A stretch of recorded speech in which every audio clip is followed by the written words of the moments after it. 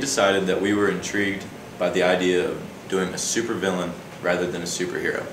We believe that the audience naturally and innately sides with the supervillain.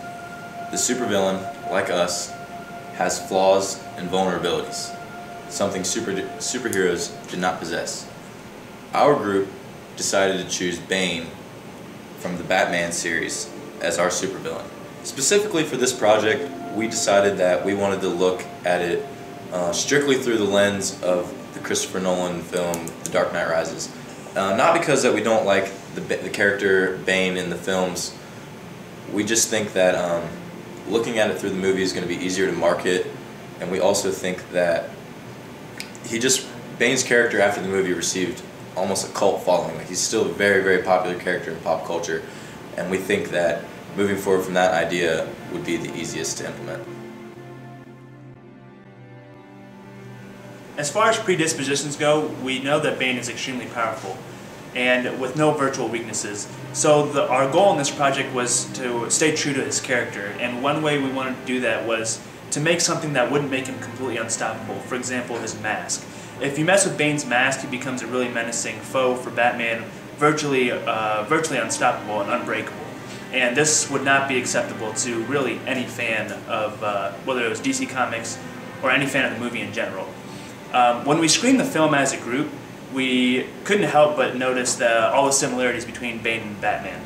They come from similar backgrounds, they have similar fighting styles. They're also both completely human.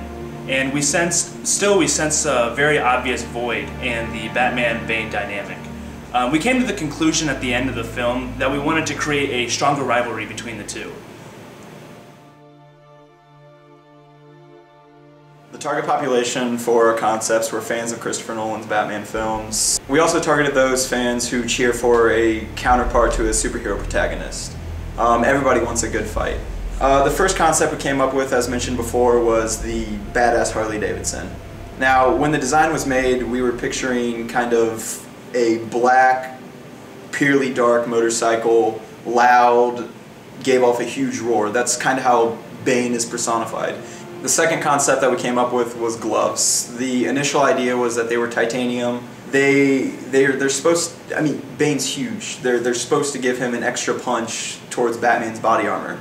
Our third concept for Bane was a few different types of guns. The first gun being a grenade launcher. The grenade launcher has a few different types of ammunition, the first being smoke grenade and second being the standard artillery grenades. Along with that, there's stun grenades and EMP grenades. The second idea was just a huge machine gun, just adding to Bane's persona. After reviewing our concepts, we kind of realized that giving Bane an additional gun isn't necessary. He has unlimited resources with guns that can use those guns to fight whatever he needs. We only decided to go along with the motorcycle and additionally adding the biker gloves to that. Moving forward with the motorcycle concept, we discovered many things we did not see through our usability tests. In one of our first tests, we learned that in Bane's touchpad, it was too clustered with applications and functions. So therefore, on Bane's motorcycle, we decided to still keep the touchpad, but eliminate some of those functions to make the interface more clean and simple to use while Bane is on the ride. Secondly, through the usability tests, we learned that our users didn't particularly like the dual machine guns on front of Bane's motorcycle. We felt that it might have gave him a slight advantage while battling Batman. We decided to keep a machine gun on one side of the motorcycle, and on the other side, we decided to move forward with a 3-round shot. The 3-round shot would feature first a rocket launcher, second a GPS tracker, and third an EMP grenade.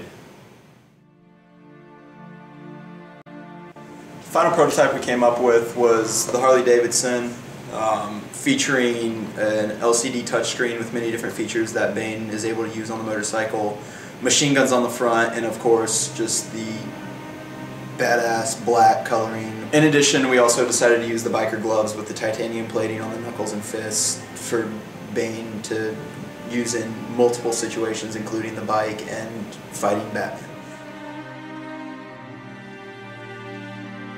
As for the strategy we have for the motorcycle, there was a few different strategies to take into consideration.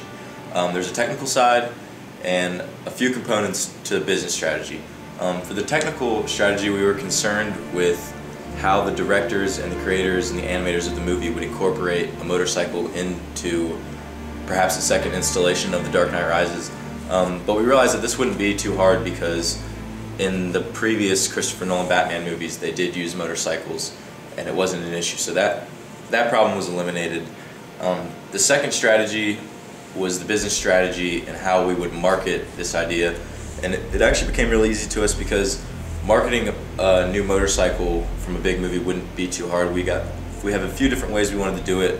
First, for children, we thought we could market a remote control edition of Bane's motorcycle, and even for a younger demographic, we could partner up with the Hot Wheels company and create a line of Bane's motorcycle that's unique to him and would be a collector's item for kids.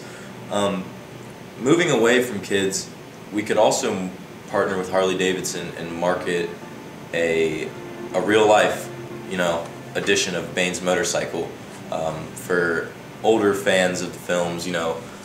Maybe some of the comic fans would be really into that, and it would be a good demographic to tap into because it's not often thought of that you can relate a superhero idea and market it towards an adult demographic.